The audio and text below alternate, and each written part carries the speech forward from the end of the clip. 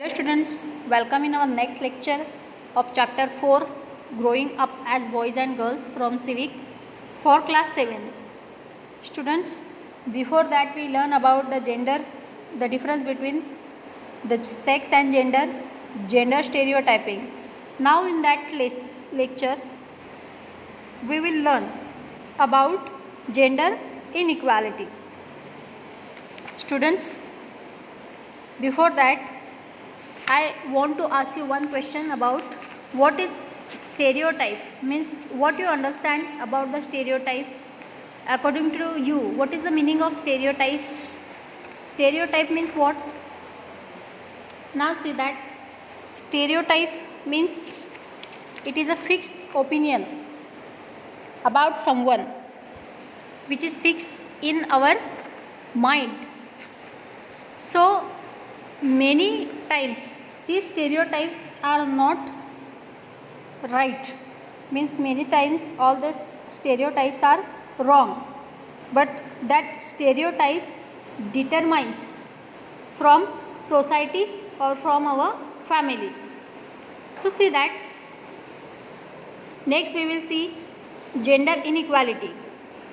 Students, already we learn in our history in the prehistoric period. Prehistoric period means near about 2 million before ago.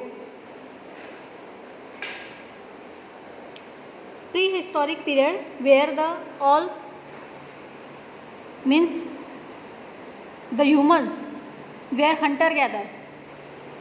But on that time also we also learn about that we are not having any proof or any writing record about that time, but on that time also the separate roles have emerged for women and men. 2 millions before the roles were fixed for men and women. In which period? In a prehistoric period. Men would go for hunting. The men, they will go for hunting animals, and women would look after home. When they realized that they had to stay on one place or they had to stay in a group because of the wild animals, so on that time the men, what was the work of the men? The men would go for hunting animals and women would look after home and children. So from that 2 million years ago, that work, that function of that role of the men and women is going on till 2020. आज भी ऐसा ही है. हमारे पापा पैसे कमा कर लाते हैं, हमारे मम्मी के पास देते हैं और फिर हमारी मम्मी पूरे घर का खर्चा चलाती है. फिर हमारे ट्यूशन फी हो, स्कूल फीस हो, दूध वाले के पैसे, इस्त्री वाले के पैसे, किराना, जो भी है घर में जो भी लाना है वो सब कौन संभालती है? मम्मी संभालती है. और वो पापा के लिए कोई क्वेश्चन नहीं करते उनसे काम से रिलेटेड, और पापा उनसे कोई क्वेश्चन नहीं करते. यानी दोनों के जो बैलेंस है वो इक्वली चलते रहते हैं. So as time pass changes came about in terms of access to resources, benefits and opportunities. So now see that at time pass, now today's some opportunities also available for the women also, means women can also do job in out of the house. In every field we can see the women to doing their job properly, but they also handle their job also and their household activities also. घर के भी काम उनको करने और बाहर के भी करने. लेकिन यहाँ पर कुछ चेंजेस हुए क्या? नहीं, ज़्यादा नहीं हुए. वो बाहर का काम करते हैं तो सिर्फ काम ही, दूसरा कुछ उनको घर का बोला नहीं जाता. Yet the issues of gender inequality has been prevalent in all societies for centuries and continues to exist even today also. See that is the gender inequality. Gender inequality यानी स्त्री पुरुष असमानता हमें यहाँ पर दिखाई देती है. कैसे? जैसे फॉर एग्जांपल देखो, सपोज अगर किसी मेन के लिए ऑफिस में कोई जॉब है और वीमेन के लिए भी उसी ऑफिस में जॉब है, दोनों का प्लेस एक ही है जॉब का। मेन की ड्यूटी है 8 to 11 ओ क्लॉक का वो ओवर टाइम कर सकता है, लेकिन फीमेल के लिए ऐसा नहीं है। 8 बजे अगर आप आते हो तो 5 बजे आप घर जाओ। ओवर टाइम करना नहीं करना वो उन पे डिपेंड है। जैसे ये 5 बजे तक आती है, पूरे हाउस घर के काम उनको फिर से करने, खाना वगैरह बनाना, बच्चों को संभालना, इन दिस पे कोई इनको कोई नहीं पूछेगा कि आप 11 बजे क्यों आए, आप 11:30 बजे क्यों आए। और जहाँ पर हम सैलरी की बात करते हैं as a compare to the salary, men और फीमेल के सैलरी में भी बहुत डिफरेंस है। आप अभी जो फार्मर वर्कर्स है उन्हीं का देखो, आपके पास अगर खेती है आपके घर में तो आप वहाँ पर देख सकते हैं कि जहाँ पर मेल की एक दिन की 1 डे सैलरी अगर 300 रुपीज़ है 1 डे, तो वही फीमेल की 150 है 1 डे। यानी इनको काम के लिए भी क्या समझा जाता है, वीक समझा जाता है, पुअर समझा जाता है, यानी सेकेंड लेवल पर इनका काम डोमिनेट किया जाता है। सो सी that is gender inequality. A very disturbing effect of gender inequality is female foeticide. See that second one, female foeticide. Foeticide means what? What is the meaning of female foeticide? It is an inhuman practice where girl child killed at the time of birth or even before birth. फोर्टिसाइड यानी स्त्री भ्रूण हत्या हम जिसको बोलते हैं, स्त्री भ्रूण हत्या, that is a crime. It is an inhuman practice where the girl child is killed at the time of birth और इवन बिफोर बर्थ. जब कोई लेडी प्रेग्नेंट होती है, ठीक है, तो चौथे 5वें मंथ में ही उसके स्टमक के अंदर क्या है, मीन्स वो बेबी बॉय है कि बेबी गर्ल है,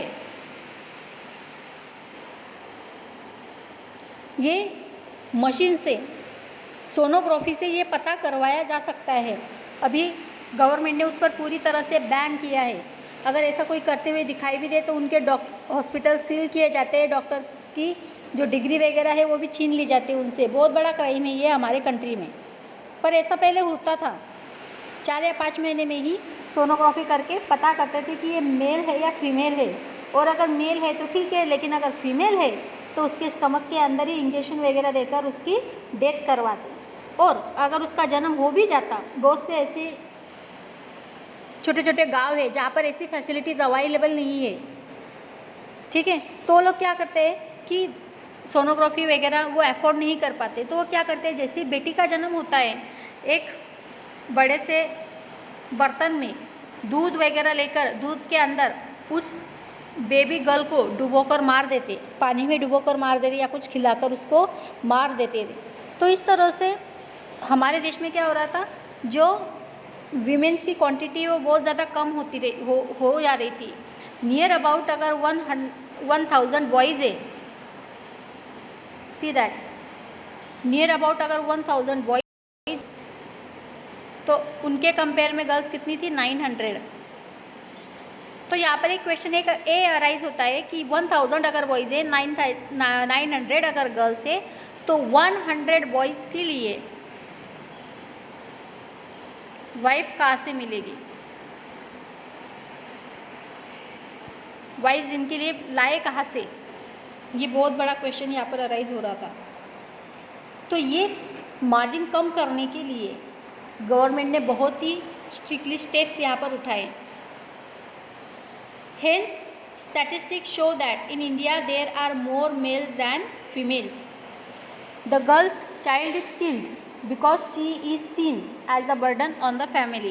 And why they kill the baby girl over there? See that there are the 2 causes. The first one, burden of the family. burden यानी बोझ, कि वो अपने फैमिली के लिए क्या है, एक बर्डन है, बोझ है एक. So see that the girl child is killed because she is seen as a burden on the family. और believe cause by practice of giving डोरी. पहला तो एक बोझ है, बोझ यानी कैसा कि उसको जन्म दो, उसको खिलाओ पिलाओ, उसको एजुकेशन पर खर्चा करो, और वो क्या है, एक पराया धन है, यानी शादी करके वो कहाँ चली जाएगी, अपने घर चली जाएगी। हमसे उसका वंश आगे बढ़ेगा क्या? नहीं। तो ये एक सिर्फ बर्डन है, बोझ है हम पर। और दूसरा है डोरी। डोरी मीन्स दहेज, दहेज प्रथा। आज हमारे लॉ ने, हमारी सोसाइटी में इसको भी बैन कर दिया है गवर्नमेंट ने। जो भी डोरी वगैरह मांगेगा, दैट इज़ अ क्राइम। बहुत बड़ी पनिशमेंट, सज़ा उनको हो सकती है जो भी डोरी मांगते हैं, डिमांड करते हैं। पर कुछ लोग चोरी चुपके से मांगते ही है। और जो पेरेंट्स होते हैं, लड़की के माता पिता, वो भी अपनी लड़की की खुशी के लिए दे देते हैं। सो सी दैट डोरी, a believe that caused by the practice of giving dowry. Dowry is a huge amount of gift. What is the meaning of dowry? Dowry means a huge amount of gift.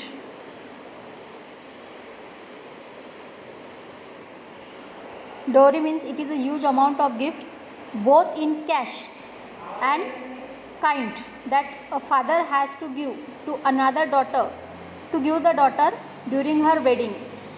What is dowry? Dowry is a huge amount of a gift, both in a cash and kind, that a father has to give to the daughter during her wedding. लड़की की शादी पर जो पिता होते हैं उनको as a cash 1 lakh 2 lakh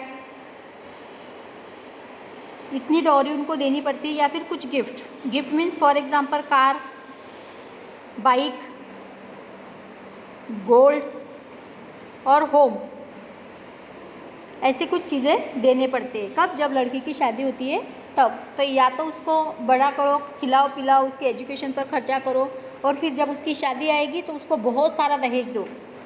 so see that बहुत सारे सुसाइड हमारे देश में इसी वजह से होते हैं कि लड़की के पास दहेज देने के लिए पैसे नहीं, उसके पिता के पास, तो जो लड़की वो सुसाइड करती है या फिर लड़की का पिता कर लेता है। और इतना ही नहीं, आफ्टर मैरिज वो जो लड़की है, ठीक है, न्यूली मैरिड, तो उसको बहुत ज़्यादा टॉर्चर किया जाता है। कैसे? अगर वो दहेज की पूरी रकम लेकर नहीं आती है तो उसको टॉर्चर करके फिर से उसके मैके भेज दिया जाता है। उसको खाना नहीं देते, बहुत ज़्यादा काम बोलते करने के लिए, यानी फिजिकली और मेंटली टॉर्चर उसको करते रहते हैं। तो इससे क्या होते हैं, जो मैरिड वीमेन है हमारे देश में, तो वो भी बहुत ज़्यादा सुसाइड होते हैं। बहुत ज़्यादा न्यूज़पेपर में देखते हैं कि किसी ने जलकर सुसाइड कर ली, किसी ने पॉइजन ले लिया, in this way. So see that it is a very difficult for a girls family to fulfill the huge dowry demands of a groom's family. At times, a father has to use all his savings or even take huge loans to get a daughter married. So see that many of the parents take a loans from bank or a money lenders, but it is very difficult to return that money to that bank or money lender. So they also committed suicide over there. So ये हो गया एक causes why the female foeticide means why the people killed the baby girl. Second, यहाँ पर अगर हम देखें हमारे इंडिया का ट्रेडिशन अगर हम देखें, so in our India that women it last least throughout their lives even when pregnancy also. हमारे देश की जो महिलाएं, सपोज अगर जॉइंट फैमिली है, तो जॉइंट फैमिली में क्या होता है कि जो महिला है वो सबसे लास्ट में खाना खाती है। पहले घर के जो मेल होते हैं, फिर जो बुज़ुर्ग होते हैं, ओल्ड पर्सन, वो खाते हैं, फिर बच्चे, चिल्ड्रन, और फिर सबसे लास्ट में वीमेंस खाना खाती है। अगर वो प्रेग्नेंट हुई तब भी। और इसीलिए so India has a very high rate of child मल न्यूट्रिशन। मल nutrition means what is the meaning of malnutrition? मल न्यूट्रिशन यानी कुपोषण, कुपोषित, बहुत ज़्यादा बच्चे मल न्यूट्रिशन बॉर्न होते हैं, यानी कुपोषित जन्म लेते हैं हमारे देश में। So see that is the examples of female foeticide and gender inequality. So see that 2 examples are there. First one, growing up in Samoan in 1920s. Samoa. Samoa, what is Samoa? Samoa is the islands are a part of large group of small islands in the southern part of the Pacific Ocean. It is an island, Samoa. So see that in the 1920s, according to research, report on Samoan society, children not go to school. एक संशोधन में, एक research में ये क्या पाया गया कि Samoan childs they are not go to school.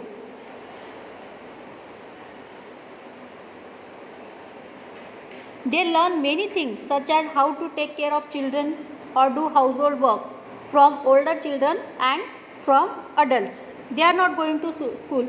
So what they did at home? They take care of their family or their children. Small children means their parents going outside for a work.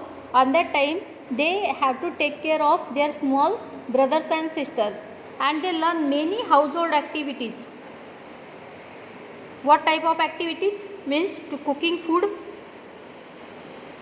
and washing clothes, washing utensils, and take care of house. In this way, how they learn that? They learn from their adults. At the age of 9, the Samoan child, at the age of 9 years, the boys started to learn or join the outdoor activities. यहाँ पर अगर हम boys का example दें, जब वो 9 साल के हो जाते हैं, सो वो क्या करते हैं? आउटडोर एक्टिविटीज़ करना स्टार्ट कर देते हैं. Outdoor activities like fishing and planting coconut. कौन से outdoor activities? Fishing and planting coconut. हमारे इंडिया में क्या होता है? जब बच्चा 9 साल का होता है तो सेकेंड स्टैंडर्ड में होता है, सेकेंड में से थर्ड स्टैंडर्ड में वो चला जाता है. लेकिन वहाँ पर जब वो 9 साल के होते हैं तो बाहर जाकर कोकोनट वगैरह लाना, फिशिंग करना. इन दिस वे ये हाउस होल्ड एक्टिविटी वो अपने पेरेंट्स से सीखते हैं. Girls continue to look after small children और do errands for adult till they were teenagers. जब तक वो teenagers means about 10 years. 13 teenagers means what? देखो 13 की अगर हम स्पेलिंग देखें THIRTEEN, तो ये लास्ट में ये जो टीन होता है दैट इज़ कॉल्ड टीनेजर्स. और ये कब तक चलता है? 13 to 19. 13 to 19 का जो पीरियड है वो टीनेजर्स का पीरियड काउंट किया जाता है. तो जब तक वो टीनेजर्स यानी अबाउट 12 ईयर्स अगर वो जब तक नहीं हो जाते तो वो अपने भाई बहन को ही घर में संभालती है, बाहर नहीं निकलती. And after that they would go for fishing and work on plantation और व्यू बास्केट. वो भी क्या करना शुरू कर देती है? फिशिंग, कोकोनट प्लांटिंग करना शुरू कर देती है या बास्केट बुनना. ठीक है, नारियल के पेड़ के जो भी पत्तियाँ वगैरह आते हैं उससे बास्केट वगैरह बनाना वो शुरू कर देते हैं. Both boys and girls were involve in this activities in the different phases of their childhood. Food was cook in special cooking house where the boys did the cooking while the girls help in preparation. Now see that one main important difference is here. In our Indian society, the boys are not allowed to go in kitchen. लड़कों को allow नहीं kitchen में जाना. But in Samoan family, where the boys started cooking,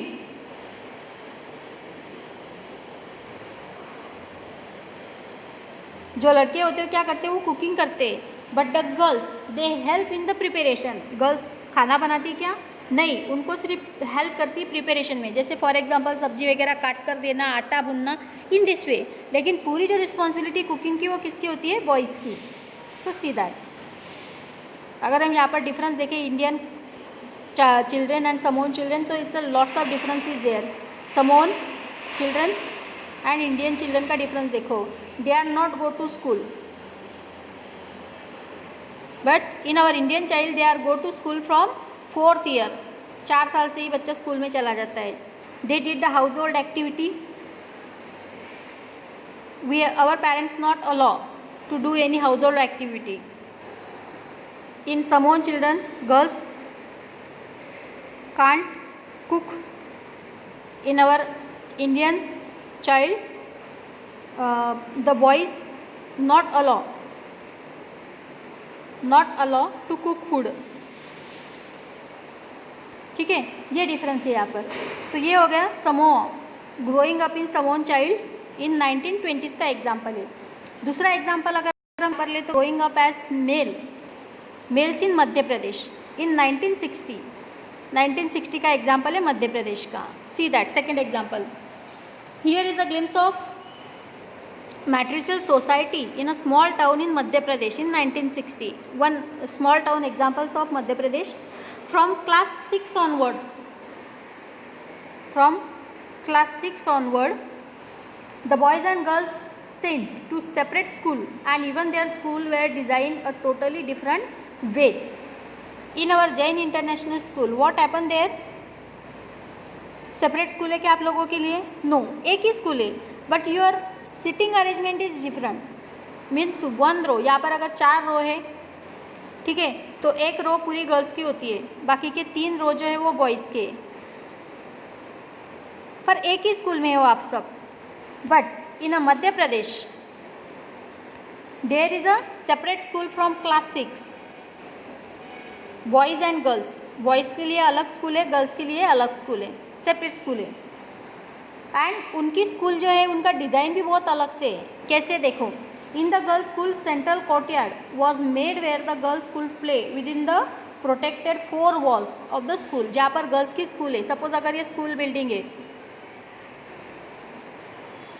तो ये पूरे चारों side से एक वॉल कंपाउंड है पूरे स्कूल को. गर्ल्स स्कूल पूरा वॉल कंपाउंड है चारों तरफ से. Where as the boys there was no close courtyard. और अगर बॉयज़ को स्कूल है तो वो पूरी तरह से ओपन है, कोई कोर्टयार्ड नहीं है, कुछ नहीं है, कंपाउंड वगैरह कुछ नहीं, यानी उनको प्रोटेक्शन देने की ज़रूरत नहीं है, पर इनको प्रोटेक्शन में रखा जाता है. The open ground near to school was their playground. पूरा मैदान खुला है जहाँ पर वो खेल सकते हैं. Every evening once school was over, the boys watch 100 of school, girls crowded the narrow street. देखो what happened after the school. अभी यहाँ पर लड़का लड़की जिनको सेपरेट किया जाता है, बॉयज़ एंड गर्ल्स को, जब वो 6th स्टैंडर्ड में होते हैं. अभी आप 6th स्टैंडर्ड में जब आप होते हैं तो आपकी उम्र होती है नियर अबाउट 11 to 12. तो यहाँ पर जैसे स्कूल छुट्टी है तो यहाँ पर क्या होता है कि सपोज़ अगर ये गर्ल्स स्कूल है,